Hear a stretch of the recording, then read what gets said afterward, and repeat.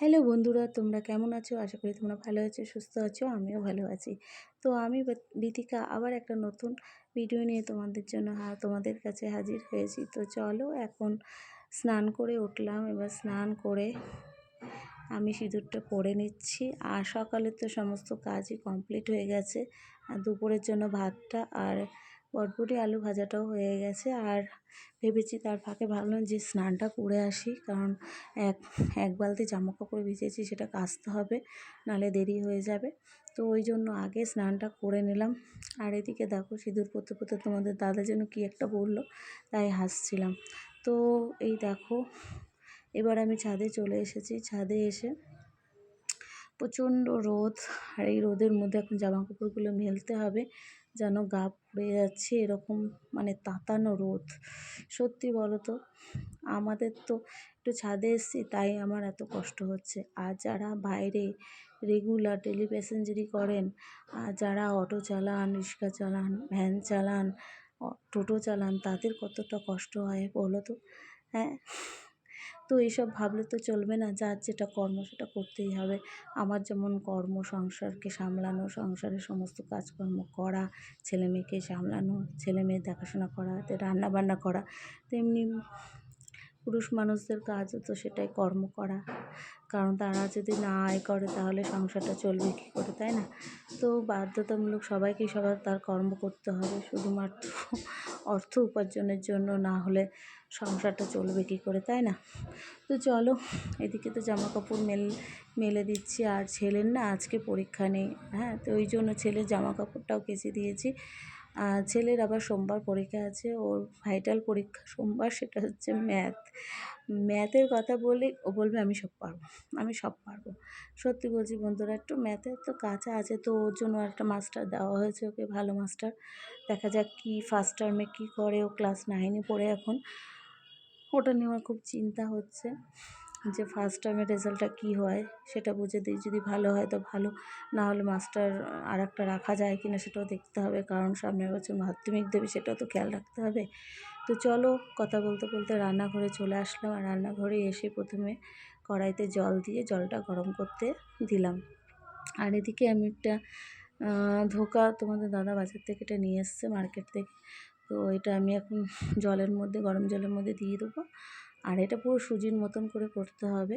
জলের মধ্যে দিয়ে ভালো করে নাড়াচাড়া করে জলটা একদম টানিয়ে নিয়ে একটা চ্যাটালো থালার উপর একটু ঘি দিয়ে তার উপর ঢেলে দিতে হবে, যাতে সহজে উঠে যায়।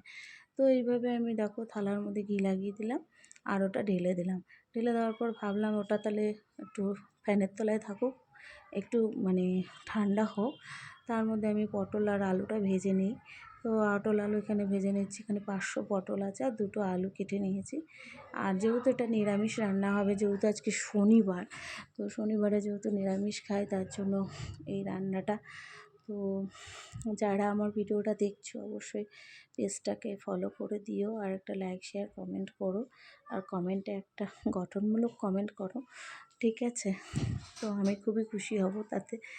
তো এদিকে দেখো, আমি কড়াইতে তেল দিয়ে আবার 2টো তেজপাতা, 2টো লঙ্কা আর হচ্ছে গরম মশলা দিয়ে দিলাম। একটু ভাজা ভাজা করে তারপরে আমি মশলাটা ঢেলে দিলাম। মশলাটার মধ্যে আছে হচ্ছে আদা জিরে বাটা, হলুদ, লাল লঙ্কার গুঁড়ো, কাশ্মীরি লঙ্কার গুঁড়ো, ধনে জিরে গুঁড়ো সব দিয়ে, একটু জল দিয়ে, একটু কাঁচা তেল দিয়ে আমি একটু পেস্টটা বানিয়ে রেখেছিলাম, নিয়ে এবার ঢেলে দিলাম।